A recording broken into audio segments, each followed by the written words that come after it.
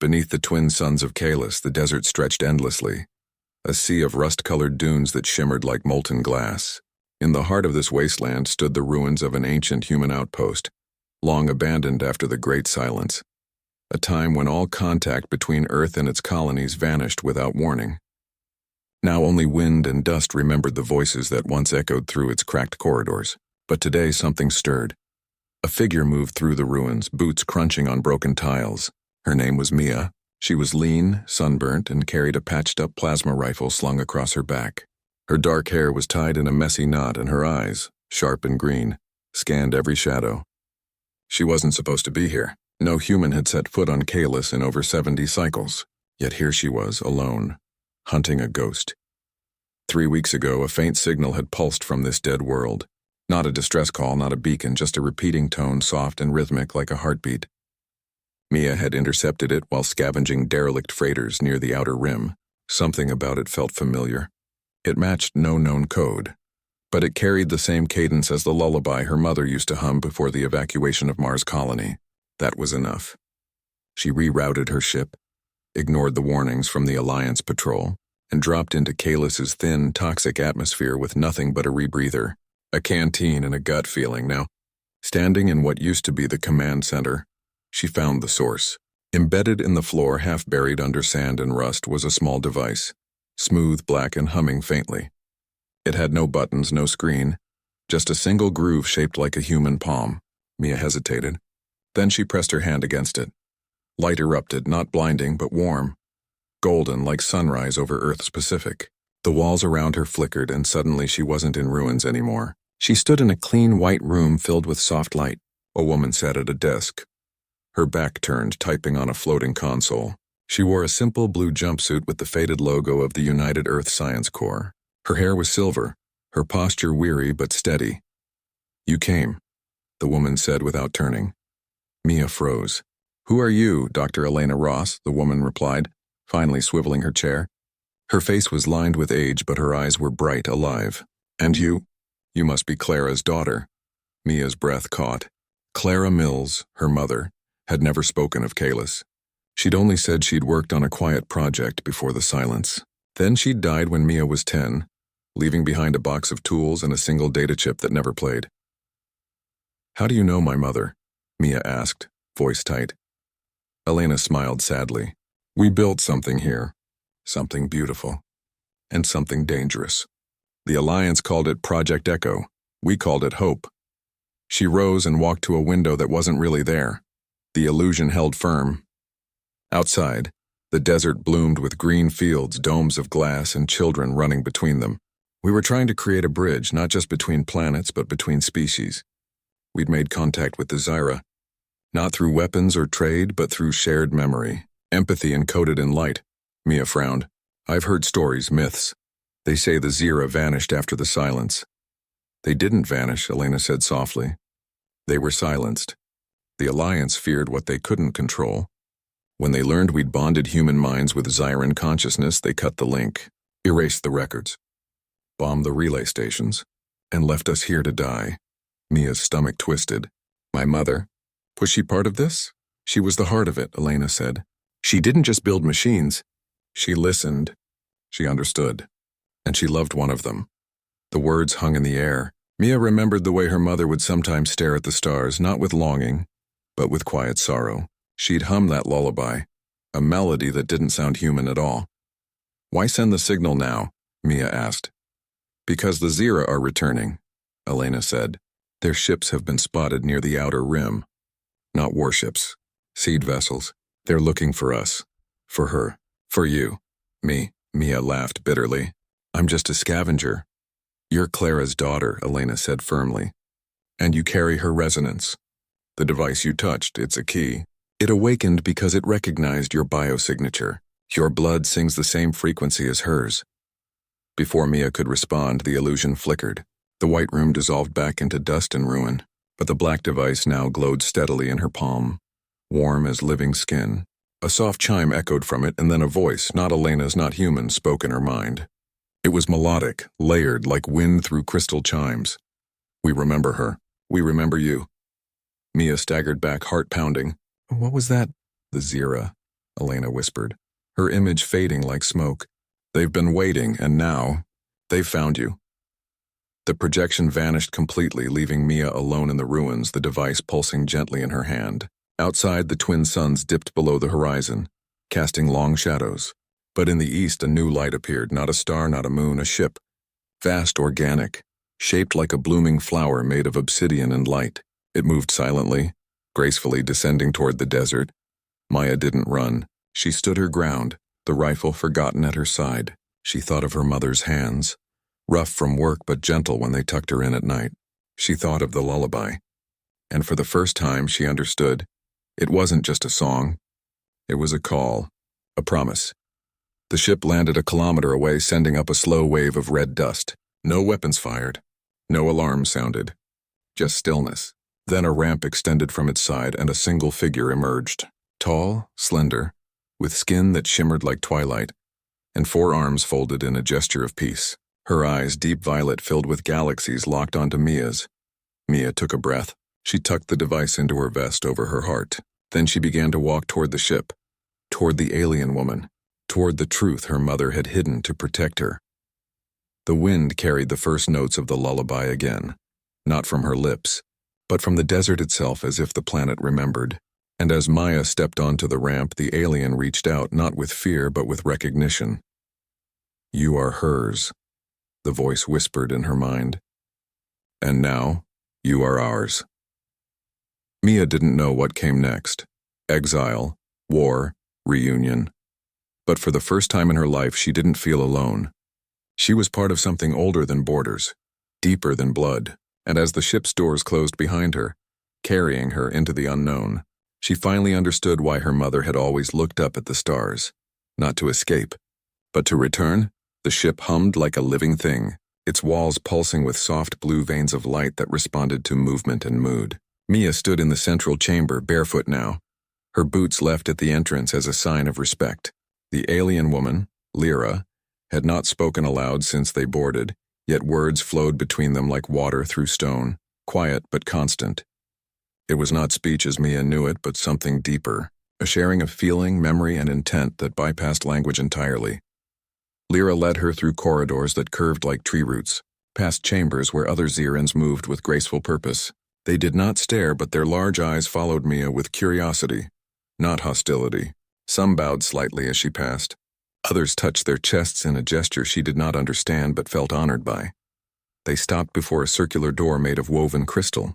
It opened without sound, revealing a room filled with floating orbs of light, each one swirling with colors that shifted like emotions made visible. In the center floated a single orb larger than the rest, glowing a steady gold, the same hue as the lullaby's tone. "This is the memory well." Lyra's voice came into Mia's mind, gentle as breath. "It holds what was lost, what was hidden, what belongs to you." Mia stepped forward.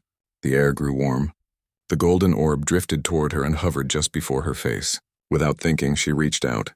The moment her fingers brushed its surface, the room vanished. She stood in a garden under twin moons. Bioluminescent vines curled around silver arches and petals drifted like slow snow. A younger version of her mother, Clara, stood beneath the arch wearing a simple robe, her face streaked with tears but her chin high. Beside her stood Lyra, radiant in ceremonial veils, her forearms outstretched. Around them, Xerans watched in stunned silence. This was the day of the rite, the day Clara was chosen. Mia watched as the bond activated, as memories passed between them. As Elder Corv shouted in outrage, she saw her mother's fear, her confusion, but also her quiet courage. She saw Lyra's loneliness, her defiance, her love, not as passion but as choice. Again and again, Lyra chose Clara, even when it cost her standing, even when it risked war. Then the vision shifted. Clara and Lyra in a hidden chamber beneath the palace working on a small device, the same black key Mia now carried. "They'll come for us," Clara whispered, hands trembling as she soldered a final connection. "The Alliance doesn't forgive rebels." "Then we send her away," Lyra replied, placing a hand on Clara's swollen belly. "Our child must live, even if she never knows us, Mia," Clara whispered, tears falling. "Her name is Mia." They took the smallest ship, a single-seater modified with Xyran cloaking. Lyra insisted on coming, but Mia refused. If I don't come back, someone has to lead them, she told her. That's you. Lyra touched Mia's face with all four hands. Then I will wait. And I will sing for you. The journey to Earth took 2 days. As they entered orbit, the planet looked beautiful. Blue oceans, white clouds, green continents. But beneath that beauty lay fear. And fear had built walls. They landed in the Swiss Alps miles from Geneva, using a storm to mask their approach. On foot they moved through snow-covered forests, their breath fogging in the cold. Nora carried a small pack with their keys linked together. Mia carried only her mother's old wrench, a symbol, not a weapon. They reached the vault at dawn. It was built into the mountain, its entrance sealed by a door that recognized only DNA and voice. Mia placed her hand on the scanner. It glowed red. Unauthorized hybrid, a voice intoned. Nora stepped forward. We are not unauthorized. We are the echo. She began to sing. The final verse of the lullaby, the one about returning home. Mia joined her, their voices weaving together, human and hybrid, past and future. The door flickered. Then with a soft click, it opened. Inside, the vault was cold and white, lit by sterile blue lights. The architect's core pulsed in the center of the chamber, a sphere of liquid metal shifting like a living brain. Around it, drones hovered, ready to attack. But the moment Mia and Nora stepped inside, the drones froze. The architect spoke not in words, but in images. Memories of war, of loss, of humans burning alien worlds. You bring chaos, it sent. I bring order. You bring silence, Mia replied. And silence is death. She and Nora approached the core. The air grew heavy, pressing on their chests. The architect tried to invade their minds, to show them their worst fears. Mia alone in the ruins, Nora forgotten in the dark, but they held hands and sang louder. The final verse rose like a tide. The liquid metal shuddered. Cracks formed in its surface. Golden light seeped through. You cannot erase what was chosen, Nora sent, her voice steady.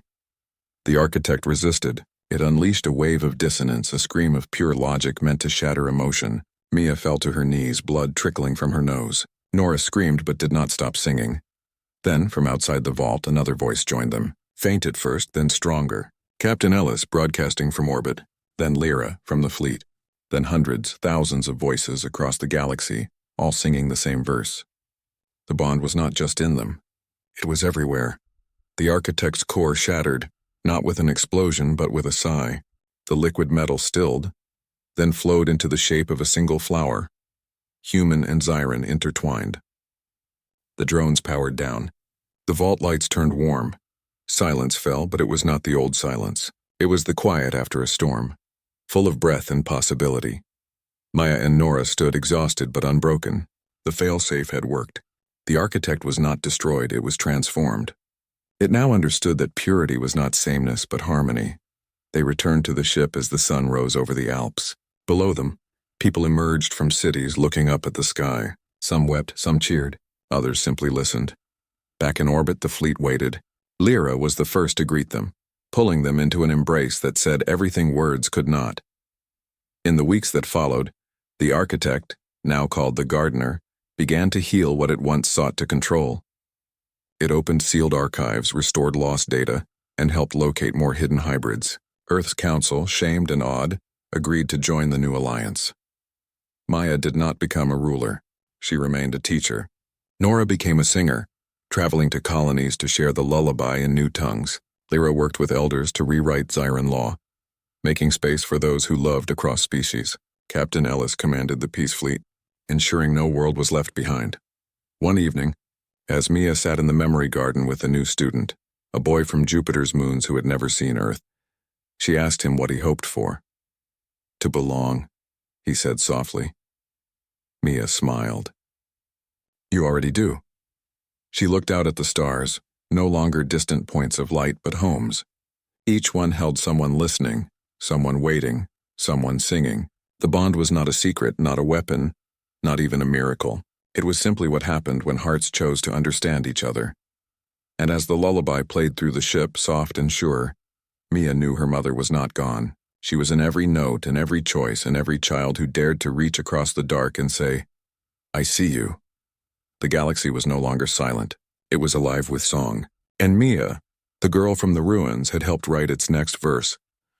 Months passed in a rhythm of repair and renewal.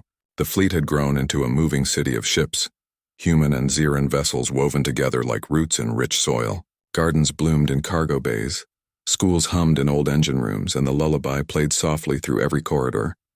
Not as a memory, but as a living language. Mia still taught in the memory garden, but now she did not stand alone.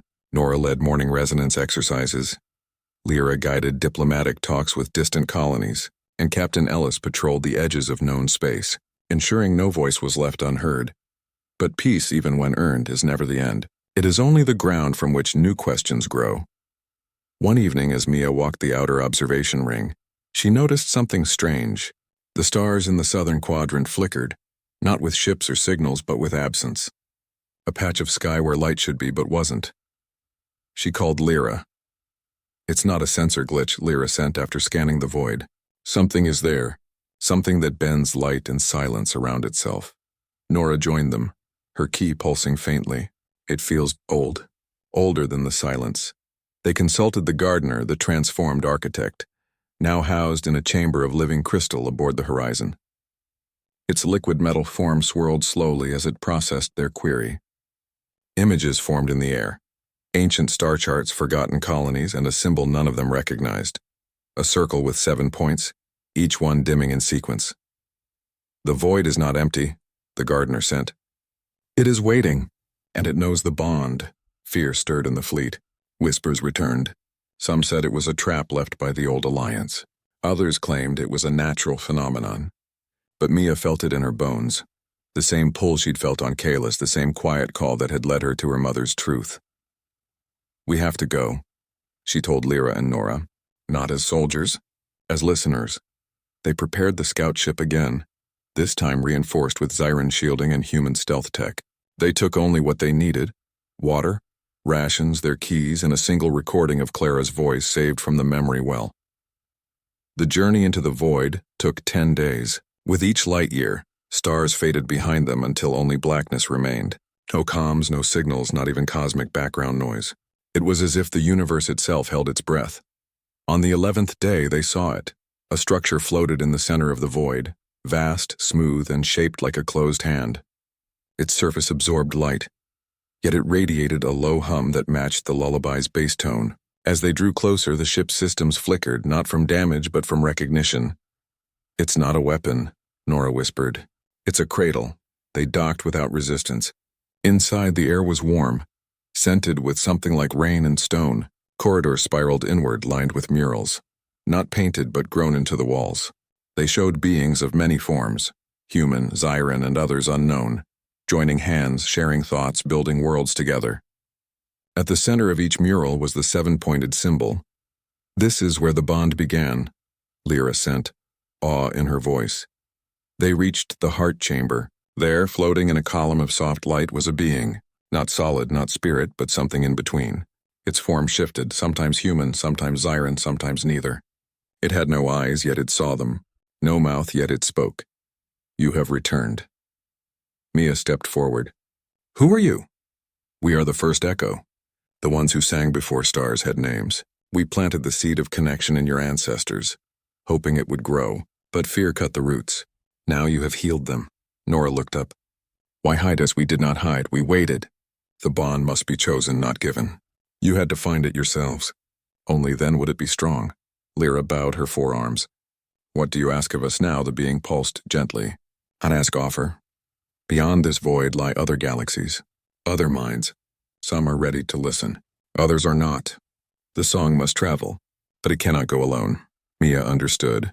"You want us to carry it. You already do. But now you must go farther.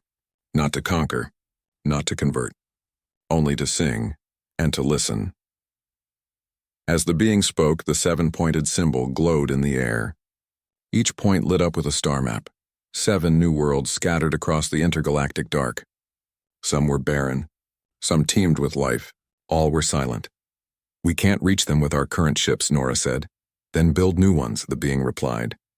"Not with metal alone, but with bond. Let your ships grow from shared will, not just engines.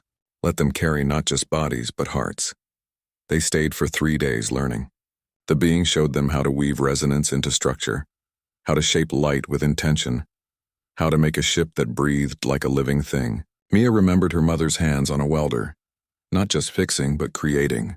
This was the same, only bigger. When they returned to the fleet, they brought not just knowledge, but a new purpose. They landed in Sector 7, near the old nursery where Mia had once played. The air was thin, cold but breathable with filters. They moved on foot, weapons holstered but ready. The signal led them deep underground, past collapsed halls and frozen pipes until they reached a sealed door marked with a faded symbol, a spiral inside a circle. Project Echo. Maya placed her palm on the scanner. It beeped once, then hissed open. Inside, a girl sat cross-legged on a metal cot, surrounded by flickering screens. She couldn't have been more than 14. Her skin was pale, her hair cropped short, but her eyes, green like Maya's, lit up with recognition. "You're real," the girl whispered. Mia knelt. "Who are you? My name is Nora," she said. "I was born here, after the evacuation. My mother was part of the science team. She hid me when the purge came. She said someone would come, someone who sang the lullaby." Mia's throat tightened. "Did she survive?" Nora shook her head. "She died last winter. But she left me this." She held up a small device, identical to Mia's black key, but cracked. She said it would wake when the song returned. Lyra stepped forward, scanning the room with her inner eyes. "This place is shielded. The Alliance doesn't know it exists, but they will soon. Their drones sweep the sector weekly.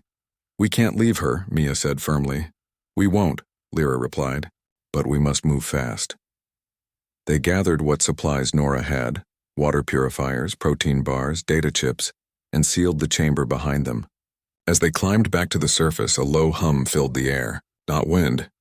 "Engines, scout drone," Lyra sent urgently. "Incoming."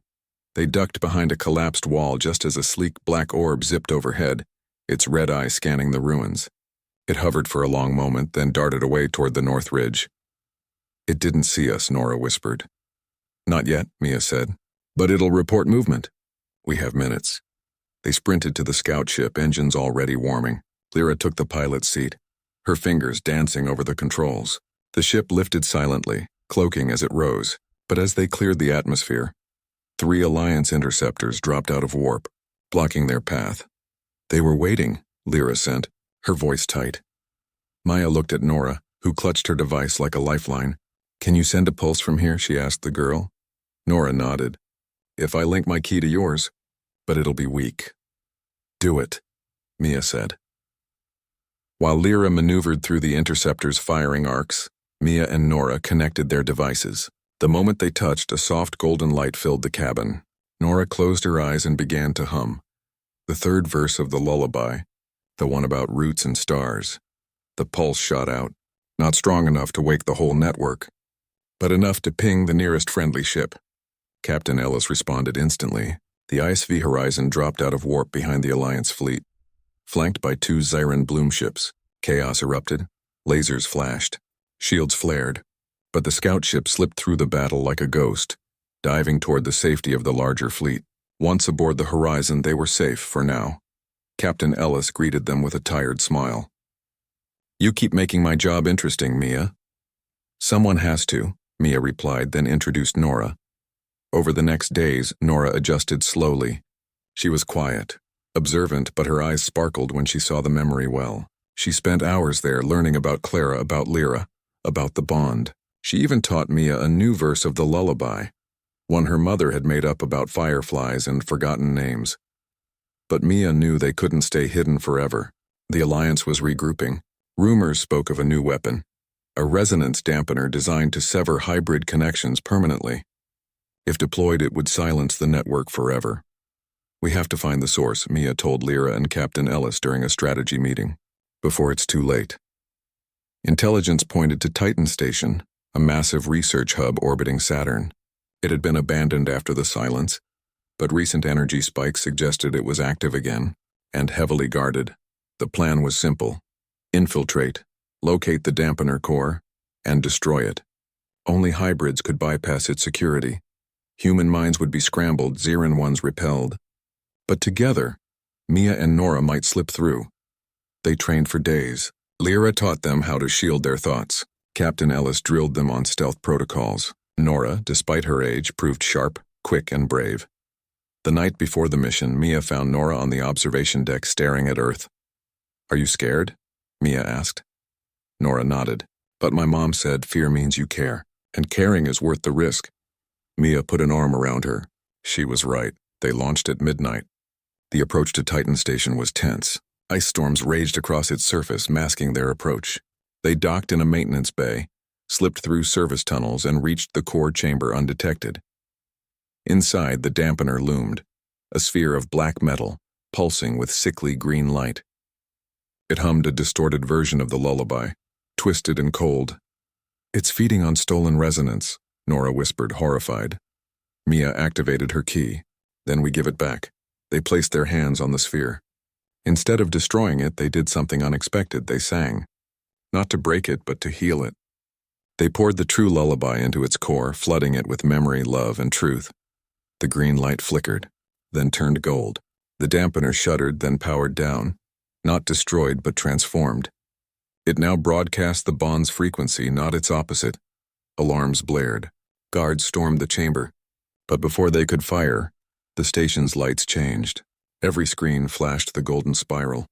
Workers, human and Zyran hybrids who had been enslaved or hidden, rose up. The station was theirs. Back on the horizon, celebrations were quiet but deep. They had not just stopped a weapon. They had turned it into a beacon. Weeks later, the Alliance High Command issued a ceasefire. Not out of kindness, but necessity. Too many of their own were awakening. Too many hearts had heard the song. Maya stood with Lyra and Nora on the bridge, watching as ships from a dozen worlds joined the fleet. Children played in the corridors, mixing human games with Zyran dances. The lullaby played softly over the comms, now 1,000 voices strong. Maya no longer saw herself as just Clara's daughter. She was a teacher, a protector, a sister to Nora, a partner to Lyra. She was part of something vast and growing. And as the fleet turned toward the next silent world, ready to sing, ready to listen, Mia knew one thing for certain. The bond was not a secret anymore. It was a promise. And promises once made could not be unmade. The ceasefire held, but trust did not come easily. Across the Alliance territories, whispers turned to arguments to protests. Some humans called the bond a plague, others a miracle. Zyran elders debated whether to open their seed vaults to human worlds. And in the quiet corners of the fleet, hybrids like Maya and Nora trained others to control their resonance, to shield their minds, to sing without fear. Maya spent her days teaching in the memory garden, now expanded to hold dozens of students. They came from broken colonies, hidden labs, and forgotten outposts. Boys and girls with green eyes or violet skin or both, all carrying fragments of the same song. She showed them how to link their keys, how to share memories without losing themselves, how to turn pain into power. Nora, though young, became a quiet leader among them. She had a gift for calming panic, for finding the right note in a moment of chaos. Lyra often watched her with pride, seeing in her the same gentle strength that had drawn her to Clara so long ago. But peace never lasts when power is threatened. News arrived from the core, worlds. Earth's Central Council had activated the final protocol. Deep beneath Geneva, in a vault untouched since the silence, they had awakened the architect. Not a person, but an ancient artificial mind designed to preserve human purity at all costs. It had been dormant for decades, deemed too extreme even by Alliance standards. But fear had changed minds. The architect's first act was to broadcast a counterfrequency, a sound so sharp it caused physical pain in hybrids. Across the fleet, students collapsed, clutching their heads. Mia and Nora managed to shield themselves, but others were not so lucky. 2 young hybrids fell into comas, their resonance shattered. Captain Ellis called an emergency council. "The architect is rewriting the network," she said, her face grim. "It's not just blocking the bond, it's reversing it, turning empathy into fear, memory into static. We have to shut it down," Mia said. "How?" Lyra asked. "It's shielded by quantum locks. Only a human with full clearance can enter." Mia looked at Nora. "My mother worked on the architect's early design. She left something behind, a back door. I saw it in the memory well. A failsafe code hidden in the lullaby's final verse." Nora's eyes widened. "The one about the key that opens itself," Mia nodded. "But it only works if sung by someone born of both worlds. Together, they prepared in silence. This mission would not be like Titan Station. Geneva was the heart of human power, guarded by the most advanced defenses in the system. There would be no stealth, no surprise. Only truth. The vision blurred. Mia gasped, stumbling back into the present. Tears streamed down her face. She had always believed her father was a nameless miner who died in a cave-in. But now she knew. She was born of two worlds, of love that defied species, tradition, and silence. Lyra stood nearby, her eyes glistening. "We tried to protect you," she sent. "We sent you to Earth with a human family who knew nothing of Zira. We erased your resonance so the Alliance would not track you. But your mother, she could not erase your song. So she hid it in the lullaby, in the signal, in hope." Mia wiped her face. "Why bring me back now?" "Because the Alliance is hunting us again," Lyra replied. "They've discovered the old relay stations are reactivating. They fear the bond is spreading. They plan to sterilize Kalis, to burn every trace of Project Echo from the galaxy." "But I'm just one person," Mia said. "What can I do? You are the bridge," Lyra said, stepping closer. "Your blood carries both human resilience and Zyran empathy. You can awaken the dormant relays. You can restore the network, not for war, but for understanding." She led Mia to another chamber, this one lined with ancient consoles covered in dust. At the center stood a pedestal holding a cracked crystal sphere. "This is the heart relay," Lyra explained. "It was damaged during the purge. Only a true hybrid, born of bond, can repair it." Mia approached. The sphere pulsed weakly, like a dying star. She placed her hands on it. Nothing happened. She closed her eyes, searching for the lullaby inside herself. At first there was only static. Then, faintly, the melody returned. Not in her ears, but in her bones. She began to hum. The sphere flickered. Light spread through its cracks. The consoles around the room lit up one by one, displaying star maps, connection nodes, and thousands of faint signals. Other hybrids, scattered across the galaxy, sleeping, waiting. But before she could react, alarms blared. Not sound, but a sharp vibration in the air. Red light flooded the chamber. "Alliance scouts," Lyra sent urgently. "They tracked your resonance the moment you activated the memory well." Mia's heart raced. "How many?" "One frigate. Small but armed. They will scan the ship. If they find you, they will take you or kill you." Lyra moved swiftly, her hands dancing over a wall panel. The ship shuddered as it cloaked, its outer shell turning translucent, then invisible. But Mia knew it wouldn't last. Alliance scanners could pierce most cloaks given time. "There's another way," Mia said suddenly. "The relay network. If I can send a pulse through it, even a weak one, it might draw the Zira fleet." "They're nearby, right?" Lyra hesitated. "Yes, but activating the full network requires a sacrifice. The user must channel their life energy into the core. Many do not survive." "My mother did it, didn't she?" Mia asked. Lyra looked away. "She activated the first pulse from Kalis. It gave us time to hide you. She did not wake up after." Mia took a deep breath. She thought of her mother's hands, her voice, her choice. She thought of the children on Earth who would never know peace if the Alliance kept burning worlds. She thought of the hybrids sleeping in the dark, waiting for a song to wake them. "Then I'll do it," she said. Lyra's eyes filled with sorrow but also pride. She placed a hand on Mia's shoulder. "Then let us make it count." Together, they returned to the heart relay. Lyra connected cables from the ship's core to the pedestal, rerouting power. "The pulse will last only 10 heartbeats," she sent. "In that time you must sing the full lullaby, not just the tune but the meaning behind it. Love, memory, unity." Mia nodded. She placed both hands on the sphere. It was warm now, alive. She closed her eyes and began to sing, not with her voice but with her soul. The first note sent a ripple through the ship. Lights flared. The consoles blazed. Outside, the stars seemed to lean closer. The second note reached the nearest relay, a derelict station near Neptune. It flickered to life. The third awakened a hidden node in the asteroid belt. The fourth, fifth, sixth, each note spreading farther, faster, like roots through soil. On the bridge, Lyra watched the scanners. "They're coming," she sent. "Not just our fleet, others, humans who remember the silence, rebels, scientists, dreamers." But Mia was fading. Her skin grew pale. Her breath came in shallow gasps. The seventh note cracked in her mind, but she pushed through. Eighth, ninth. The Alliance frigate fired. Energy beams sliced through space, missing the cloaked ship by meters. They were scanning now, desperate. On the 10th note, Maya poured everything she had left, her grief, her hope, her name, into the sphere. Light exploded outward, silent but vast, washing over the galaxy like dawn. Then she collapsed.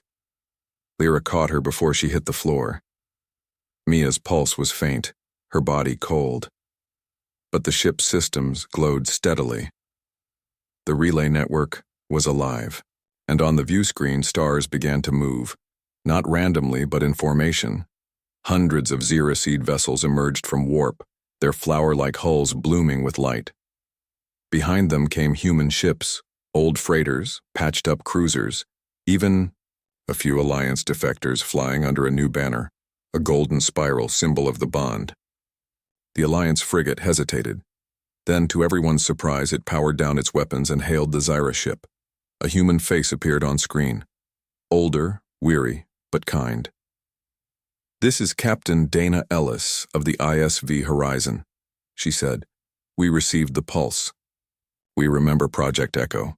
We stand with you." Lyra looked down at Mia, who stirred weakly in her arms. "You did it," she sent. Mia opened her eyes. They were dull at first, then slowly brightened. Did it work?" "The galaxy heard you," Lyra replied. Over the next days, the ship became a meeting place. Humans and Zyrans gathered in its chambers not as enemies but as survivors. They shared stories, food, and plans. They spoke of rebuilding the relays, of finding the other hybrids, of creating a new alliance, not of power, but of connection. Mia recovered slowly, her strength returning with each sunrise over Kalis, which the fleet now orbited in peaceful vigil. She learned to speak Zyran properly, not just through thought, but with her voice. She taught others the lullaby, and they added their own verses, songs of loss, of courage, of home. One evening, as she stood with Lyra on the observation deck watching the twin moons rise, Mia asked, "What happens now?" "Now," Lyra sent, "we listen, and we answer." Mia smiled. She was no longer just a scavenger. She was a daughter, a bridge, a beginning. And far away on 1,000 worlds, children stirred in their sleep, hearing a song they had never known but always remembered. The silence was over. The echo had returned. And this time, it would not be silenced again. The fleet hung in orbit above Kalis like a constellation of hope, its ships, human and Zyran alike, linked not by cables but by shared purpose. Mia walked the corridors of the Zyran seed vessel with new confidence, her steps lighter, her eyes clearer. She no longer felt like an outsider. She belonged here not because of blood alone, but because she had chosen to stand in the gap between worlds. And the galaxy had answered. But peace was fragile. Reports came daily from the outer rim, scattered. Alliance patrols still hunted hybrids, calling them contaminants. Some human colonies refused the pulse signal, fearing Zyran influence. Others whispered that Mia was a weapon, not a bridge. Fear, it seemed, was harder to erase than silence. Lyra watched Mia closely. She saw the weight settling on her shoulders, the way she stayed up late reviewing star charts, the quiet worry in her voice when she spoke to Captain Ellis. One night as they sat in the memory garden, a chamber where living vines replayed moments of joy and sorrow, Lyra reached out with her lower hands and gently took Mia's. "You carry too much alone," she sent. Mia looked down. "I have to. If I fail, everything my mother gave her life for disappears." "She did not give her life for you to suffer," Lyra replied. She gave it so you could live freely, joyfully, even in hard times. Before Mia could answer, an alert chimed softly through the ship. Not an alarm, but a resonance ping. Faint, distant, but unmistakable. Another hybrid, awake, calling. The signal came from the ruins of Mars colony, long thought dead after the evacuation.